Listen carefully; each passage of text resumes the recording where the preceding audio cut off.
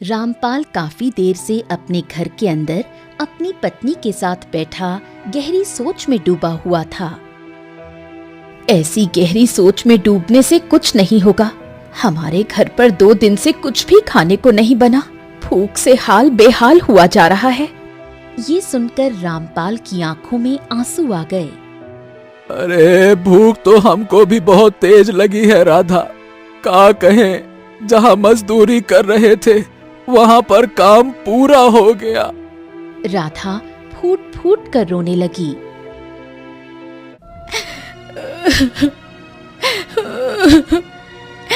भाग्य के खेल भी क्या निराले होते हैं। कल तक इतना था कि मैं दूसरों को उधार दिया करती थी, और आज इतना भी नहीं कि एक वक्त का आटा खरीद सकूं। हाँ, अब तुम उदास मत हो, हम कहीं से उधार लेकर आते हैं राधा। कहाँ से उधार लेकर आएंगे आप? मैं जानती हूँ कि आपको कोई उधार भी नहीं देता। अरे हम अपने छोटे भाई की हवेली में जा रहे हैं। हम मोहन से ही कुछ उम्मीद है, वही कुछ मदद करेगा। हाँ हाँ जाइए। काफी दिन हो गए आपको अपने छोटे भाई के हाथों अपमानित हुए, तो अपने मन की मुराद पूरी करके आइएगा। मुझे पता है कि आपका भाई आपकी मदद नहीं करेगा, बल्कि आपको अपमानित ही करेगा। रामलाल कोई जवाब नहीं दे पाया और चुपचाप सीधे अपने छोटे भाई मोहन की हवेली की तरफ चला गया।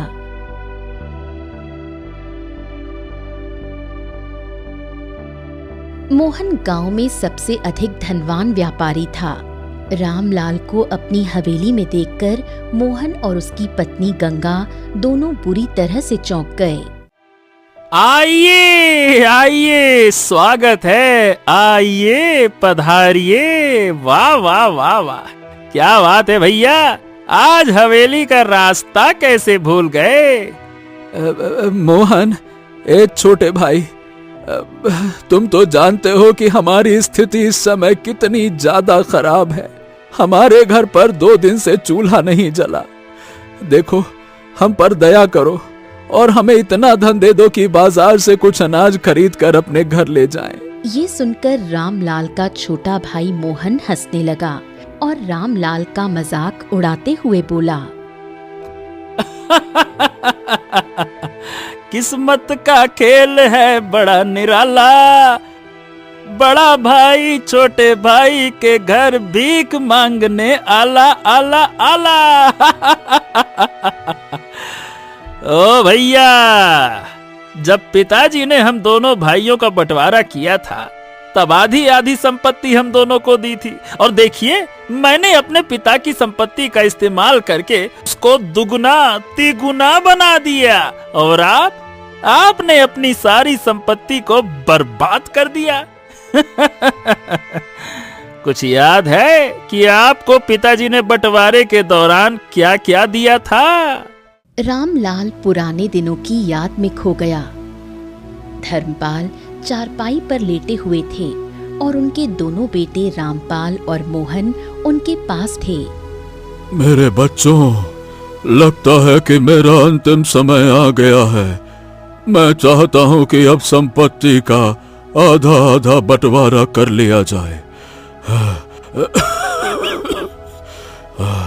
मैंने तुम्हें यहाँ पर इसीलिए बुलाया है ताकि मैं तुम्हें बता सकूं कि मैं अपने किस बेटे को क्या क्या देना चाहता हूँ। ये सुनकर रामपाल फूट फूट कर रोने लगा। पिताजी आपको कुछ नहीं होगा।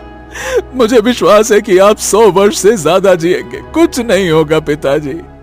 धर्मपाल धीमी मुस्कुराहट के साथ अपने बड़े पुत्र रामलाल की ओर देखकर बोले। बेटा, ये संसार का नियम है, जो आया है वो जाएगा। अब मेरी बात ध्यान से सुनो। गांव में जो हमारा 20 बीघा खेत है वो मैं तुम्हें देता हूँ। इतना कहकर धर्मपाल मोहन की ओर देखने लगे। और बेटा मोहन, जो हमारे तालाब के किनारे 20 बीघा खेत पड़ा है वो मैं तुम्हें देता हूँ। मेरी 10 और 10 बैल, इनमें से आधा आधा तुम दोनों भाइयों को देता। इतना कहकर धर्मपाल को जोर से खांसी उठी। पिताजी, मैं अभी वैद्य को बुला कर लाता हूँ। रुकिए रुकिए। नहीं नहीं बेटा, मेरी पूरी बात सुन लो। एक बहुत ही महत्वपूर्ण चीज है जो मैं केवल तुझे। इतना कहकर धर्मपाल फिर से जोर से खांसने लगे। रामपाल अपने पिता की हालत देख नहीं सका और दौड़कर वैद्य के पास चला गया।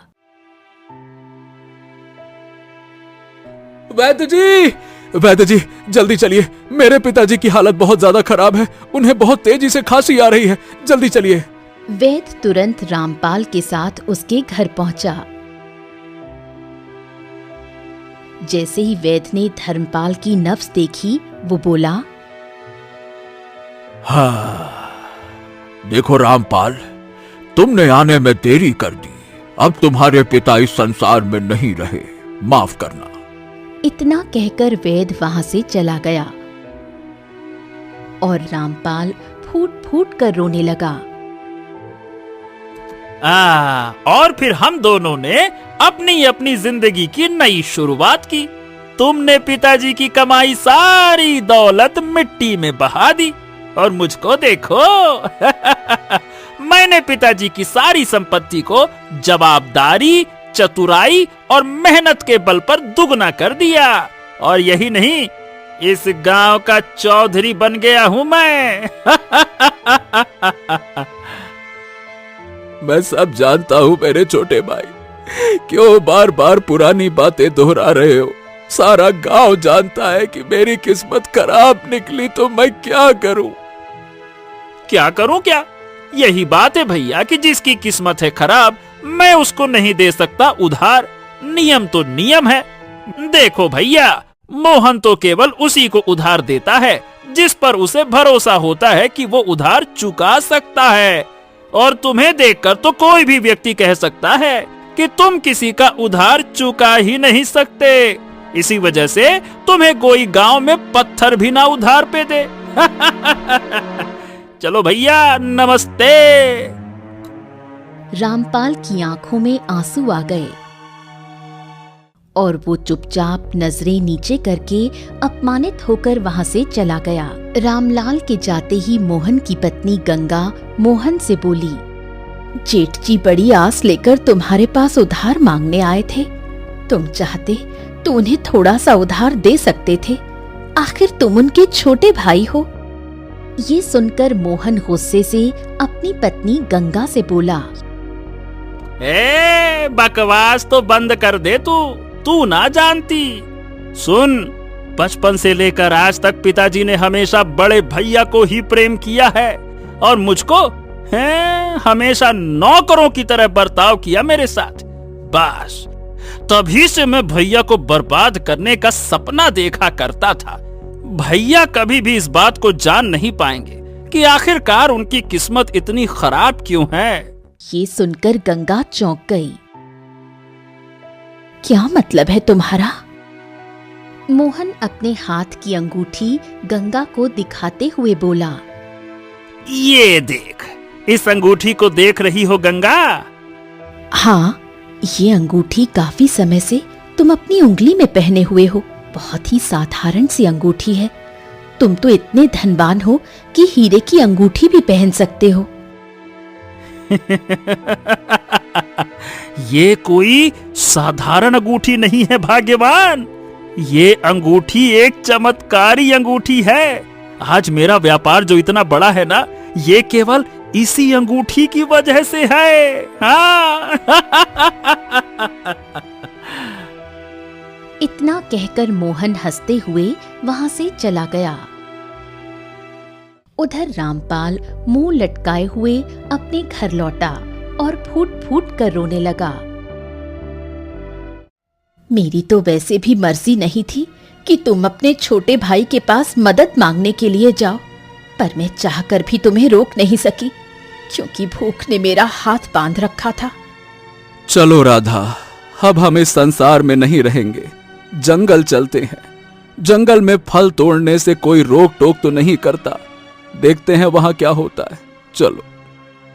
राधा मजबूरी में हाँ कर देती है और रामपाल के साथ जंगल की ओर चल पड़ती है। जंगल के अंदर जाकर रामलाल को एक फल से भरा हुआ वृक्ष नजर आता है। जैसे ही वो उस वृक्ष के फल तोड़ने जाता है, तभी उसके कानों में एक आवाज टकराती है। रुक जाओ, उस वृक्ष के फल मत तोड़ो, वो एक श्रापित वृक्ष है। उस वृक्ष पर एक दानव का शासन है। अगर तुमने उसके फल को तोड़ा तो वो दानव बाहर आ जाएगा और तुम दोनों पति पत्नी को मार डालेगा। रामपाल जैसे ही पीछे पलटकर देखता है तो एक साधु खड़ा हुआ उसे घूर रहा था। हाँ, तो ये तो अच्छी बात है ना साधु महाराज। भूख से मरने से अच्छा है कि हम दोनों पति पत्नी दानव के हाथों मारे जाए। वैसे भी इस घने जंगल में केवल यही एक फलदार वृक्ष नजर आ रहा है। मर जाने दीजिए, मर जाने दीजिए। शांत हो जाओ बच्चे, शांत। सुनो, यहाँ से 10 कोस दूर एक दूसरा जंगल शुरू होता है। वहां तुम्हें बहुत अच्छे फल मिल जाएंगे। लेकिन साधु महाराज, हम दोनों पति पत्नी 2 दिन से भूखे हैं। वहां तक जाते जाते ही हम मर जाएंगे। इससे बेहतर तो यही है कि हम इस वृक्ष के फल को तोड़कर पहले अपनी भूख शांत करें, फिर दानव हमें जब चाहे मार डाले, हमें कोई परवाह नहीं। उन दोनों की बातें सुनकर साधु को बहुत तरस आया। तुम्हारी शक्ल हमें किसी की याद दिलाती है। क्या तुम धर्मपाल के पुत्र हो? हाँ हाँ हाँ, ये तो मेरे पिताजी का नाम है। लेकिन आप उन्हें कैसे जानते हैं साधु महाराज? तुम्हारी शक्ल धर्मपाल से बहुत मिल रही है, इसीलिए पूछा। अच्छा ये बताओ, धर्मपाल अब कैसे हैं? हाँ, पिताजी इस संसार में नहीं रहे, वो इस दुनिया को छोड़कर चले गए महाराज। मैं आपको बताता हूँ क्या हुआ। इतना कहकर रामपाल शुरू से लेकर अंत तक सारी घटना साधु को बताता है। ये सुनकर साधु चौंक गया और अपनी आंखें बंद कर ली। कुछ देर बाद उसने आंखें खोलकर रामपाल की ओर देखा। तुम्हारे साथ तो बहुत बड़ा धोखा हुआ है रामपाल, और जिस मूर्ख ने तुम्हारे साथ ये धोखा किया है वो नहीं जानता कि उसने अपनी ही बर्बादी को बुला लिया है। हाँ, धोखा? किस तरह का धोखा साधु महाराज? जिसने भी तुम्हारे साथ छल किया है रामलाल, उसका चेहरा बहुत जल्द तुम्हारे सामने होगा। नियति और किस्मत के खेल बड़े निराले होते हैं रामलाल। अक्सर आदमी दूसरे की किस्मत को छीनने का प्रयास करता है लेकिन वो नहीं जानता कि जो जिसकी किस्मत में लिखा होता है वो उसे मिलकर ही रहता है, और किस्मत के लिखे हुए को कोई नहीं छीन सकता। इतना कहकर साधु ने मंत्र पढ़ा। अगले ही पल साधु के हाथ में कुछ मुद्राएं प्रकट हो गईं। साधु ने उन मुद्राओं को रामपाल को पकड़ाते हुए कहा, इन मुद्राओं को ले जाओ, इससे तुम अपनी और अपने पत्नी की भूख शांत कर सकते हो।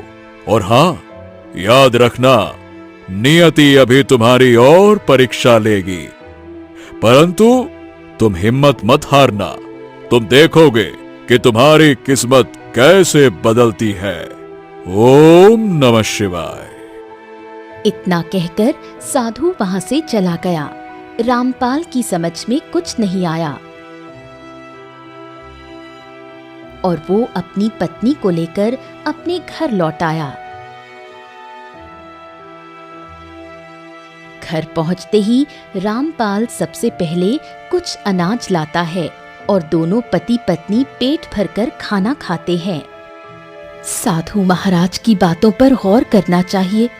उन्होंने कहा था कि अभी और मुसीबतें आएंगी, लेकिन तुम्हें हिम्मत नहीं हारनी है। हाँ, तुम सही कह रही हो राधा। मैं आज से ही काम के लिए लगातार प्रयास शुरू कर देता हूँ, कुछ तो मिलेगा ही। इधर मोहन अंगूठी को निहार रहा था कि तभी एक मैना पक्षी उड़ती हुई वहां आती है। उसके शरीर से खून बह रहा था। अरे रे रे रे रे रे, इसके शरीर से तो खून निकल रहा है। ऐसा लग रहा है कि जैसे किसी ने इसे अपनी नुकीली चोट से घायल कर दिया। ओहो हो, लेकिन ये मेरे हवेली के फर्श को गंदा कर रही है। रुक जाओ। इतना कहकर मोहन मैना को उठाकर बाहर फेंक देता है। मैना पक्षी दोबारा उड़कर मोहन के पास आती है। अब वो क्रोध में प्रतीत होती है। तेरे पास एक मौका था इंसानियत दिखाने का, जो तूने गंवा दिया। अरे बाबा रे बाबा, ये क्या? हे साला, एक मैना पक्षी को मनुष्य की भाषा बोलते हुए पहली बार देख रहा हूँ। तो तू जरूर कोई चुड़ैल, पिशाच या जादूगर है ना? ना मैं जादूगर हूँ, ना कोई पिशाच और ना ही चुड़ैल। तू स्वयं को आईने में देख। क्या है तू? तू एक चोर है। जिस अंगूठी को तू इतनी देर से निहार रहा है, वो अंगूठी किसी और की अमानत है, जिसे तूने चोरी से हासिल किया है, और उसी की वजह से तू इतनी बड़ी संपत्ति का मालिक है। अरे, तुझको कैसे पता इस बारे में? सवाल ये नहीं है कि मुझे कैसे पता, सवाल ये है कि क्या ये सच है या झूठ। सफेद झूठ। ये अंगूठी मेरी ही थी और मेरी ही रहेगी। इसे मुझसे कोई नहीं छीन सकता। हाँ। चिंता मत कर, ये अंगूठी तेरे पास ज्यादा समय नहीं रहेगी, क्योंकि जो जिसकी अमानत होती है वो एक ना एक दिन उसे जरूर मिलती है। इतना कहकर मैना उड़ जाती है और दूर जाकर रामपाल के घर के आंगन में गिर जाती है। अरे ये क्या? ओहो हो, इसके शरीर से तो खून बह रहा है। आहा, रामपाल तुरंत मैना को उठाता है। राधा, ए राधा, जल्दी करो, इसे वैद्य जी के पास ले चलते हैं। चलो चलो। तुम सही कह रहे हो। हाँ हाँ, जल्दी चलो। रामपाल वैद्य के पास पहुंचता है और मैना पक्षी को दिखाता है। वैद्य जी, ये हमारे घर अचानक से उड़ती हुई आकर गिर गई। इसके शरीर से बहुत खून बह रहा है, देखिए तो। वैद्य कुछ जड़ी बूटियां लगाता है। कुछ देर में खून बहना रुक जाता है। हाँ, देखो, इसके भीतर का घाव बहुत गहरा है। तुम्हें रोज इसका इलाज कराना होगा और उसके लिए धन का अच्छा खासा इंतजाम भी करना होगा।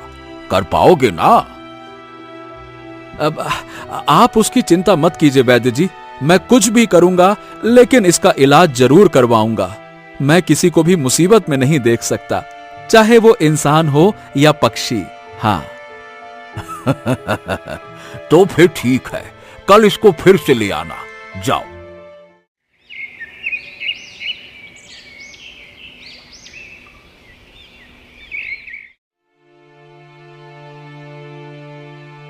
ए राधा, सुनो, मैं मुखिया जी के घर जा रहा हूं। सुना है कि उनके बहुत सारे खेत हैं, तो शायद उन्हें मजदूर की जरूरत हो। इतना कहकर रामपाल घर से निकलता है। वो सीधा मुखिया जी के खेत में पहुंचता है। वहां पहले से मोहन मौजूद था। आहा, बड़े भैया, क्या बात है? मुखिया जी के खेत में क्या फिर से उधार मांगने आए हैं क्या? नहीं मोहन, मैं उधार मांगने नहीं, काम मांगने आया हूं। मोहन हंसते हुए वहां से चला गया। मुखिया जी प्रणाम, मुझे काम की सख्त जरूरत है। अच्छा हुआ रामपाल जो तुम आ गए, अगर थोड़ी देर करते तो मैं किसी और को काम दे देता। मुझे खेत में एक मजदूर चाहिए। तुम एक काम करो, आज से ही काम शुरू कर दो, है ना? चलो चलो लग जाओ। इतना कहकर रामपाल काम करने लगा। काम करते करते रामपाल की नजर जमीन पर पड़ी एक अंगूठी पर पड़ी।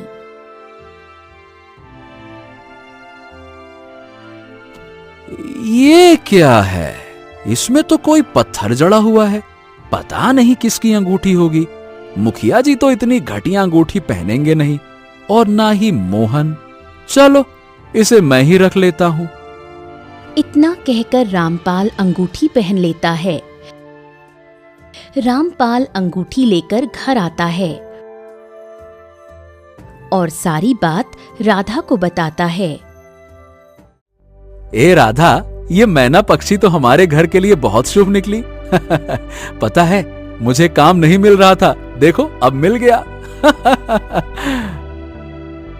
ये तो बहुत अच्छा हुआ। तभी मैना पक्षी इंसानी आवाज में बोली, ये तुम्हारी एक छोटी सी परीक्षा थी जिसे तुमने पास कर लिया। रामपाल और राधा दोनों चौंक गए। अब तुम कौन हो और तुम ऐसे इंसानी आवाज में कैसे बोल रही हो? इसका रहस्य बहुत जल्द तुम्हें पता चल जाएगा। अगर तुम मुझे वैद्य के पास ना ले जाते तो तुम ये परीक्षा पास नहीं कर पाते। अब तुम्हारी किस्मत बहुत जल्द बदलने वाली है। तुम्हारे बुरे दिन समाप्त हुए। मैना पक्षी ने इतना कहा ही था कि तभी वहाँ गांव का मुखिया आ पहुँचा और रामपाल की ओर देखकर बोला, रामपाल, भाई रामपाल, देखो मैं तुम्हारे पास एक बहुत खास काम से आया था। क्या बात है मुखिया जी, कहिए। दरअसल बात यह है कि कई दिनों से मेरा मन इस संसार में लग नहीं रहा था। क्या है कि मेरी कोई संतान भी नहीं है, ये तो तुम जानते हो। ढेर सारी संपत्ति पड़ी है और मेरी पत्नी और मैं अब अपना सारा जीवन भक्ति में लगाना चाहते हैं। इसीलिए मैं और मेरी पत्नी हमेशा के लिए ये गांव छोड़कर तीर्थ के लिए जा रहे हैं।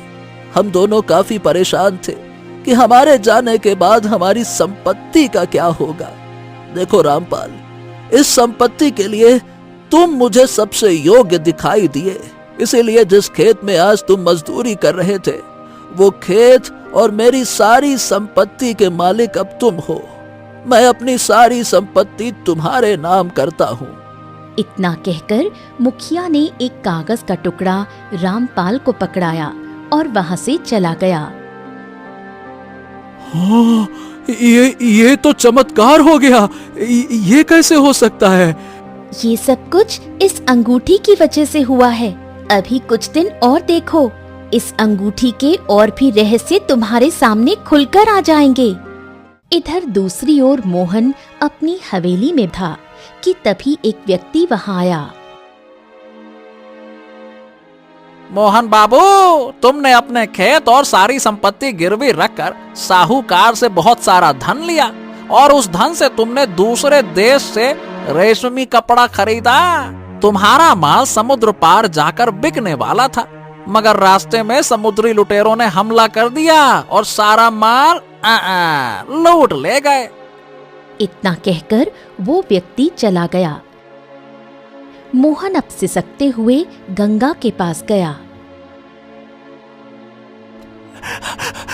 गंगा, गंगा, मैं बर्बाद हो गया।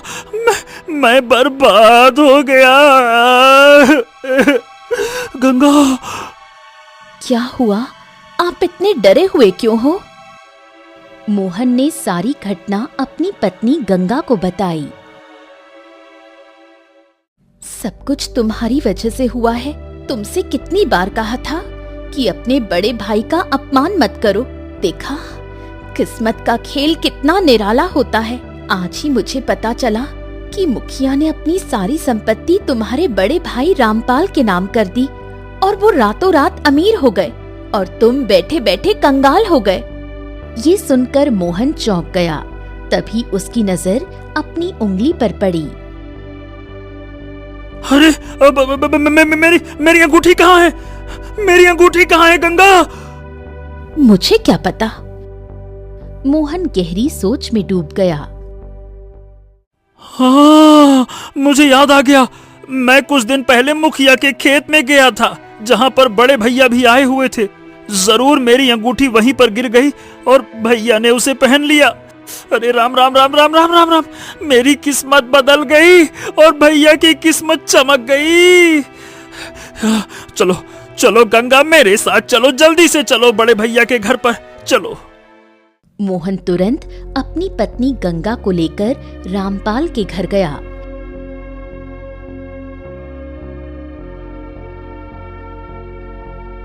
अपने छोटे भाई को देखकर रामपाल चौंक गया। मोहन, मेरे छोटे भाई, अच्छा हुआ तुम आ गए। मैं तुम्हारे पास ही आने वाला था। अरे क्या आने वाले थे? तुमने जो हाथ में अंगूठी पहन रखी है, जल्दी से उसको मुझको दे दो। अरे भैया, वो अंगूठी मेरी है, लाओ लाओ, दे दो दे दो। ये सुनकर रामपाल चौंक गया। अच्छा, ये तुम्हारी अंगूठी है? ये तो मुझे मुखिया जी के खेत में मिली थी। हाँ हाँ, वो वहां मुझसे गिर गई थी, मेरी उंगली से गिर गई होगी। अब मुझे याद नहीं रहा, आज याद आया है, जल्दी से दे दो भैया। रामपाल अंगूठी मोहन को देने ही वाला था कि तभी मैना रामपाल से बोली, उसे अंगूठी मत देना, वो अंगूठी मोहन की नहीं बल्कि तुम्हारी है। ये सुनकर रामपाल चौंक गया। अरे तू तो वही मैना है ना जो घायल होकर मेरे घर पर आई थी?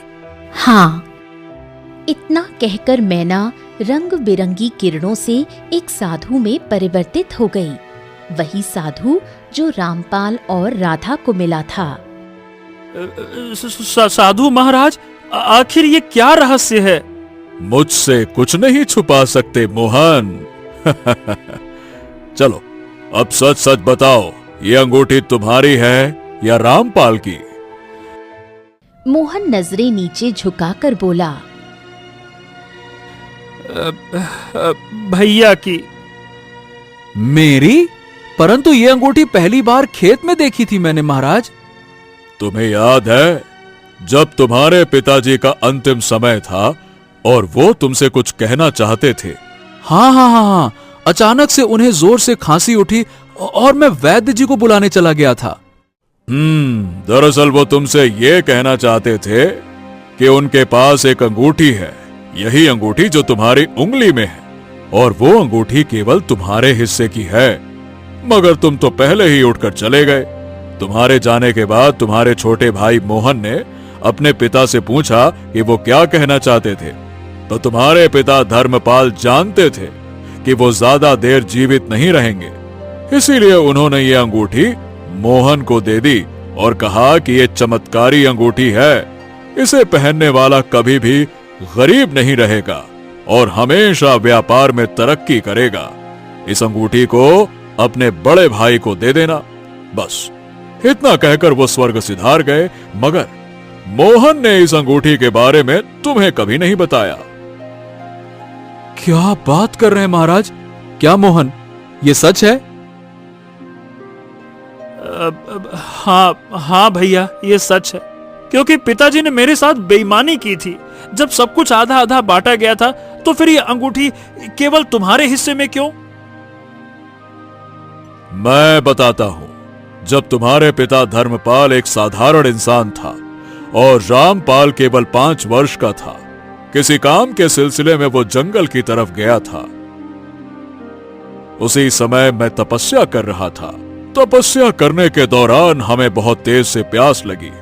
मैं पानी की तलाश में इधर उधर भटकने लगा, लेकिन तभी नन्हा रामपाल अपने हाथ से कलश लेकर तालाब का पानी लेकर मेरे पास आया और उसने मुझे पानी पिलाया।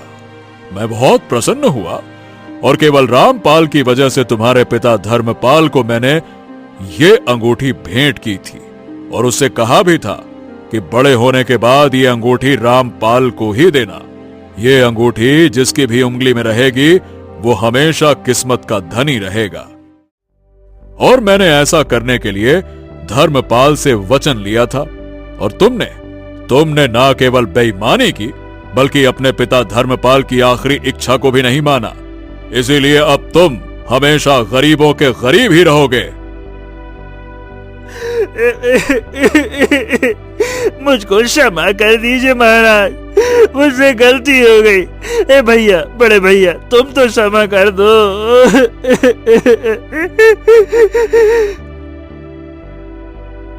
रामपाल को मोहन पर तरस आ गया।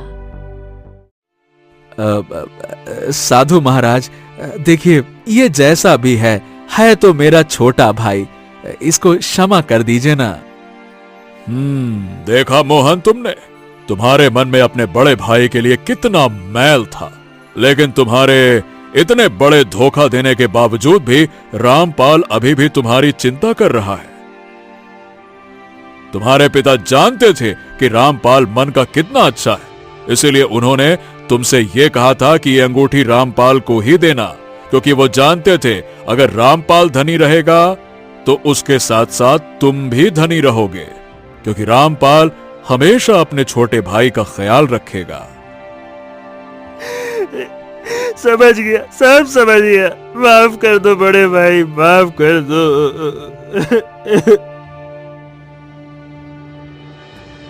रामपाल मोहन को गले लगा लेता है।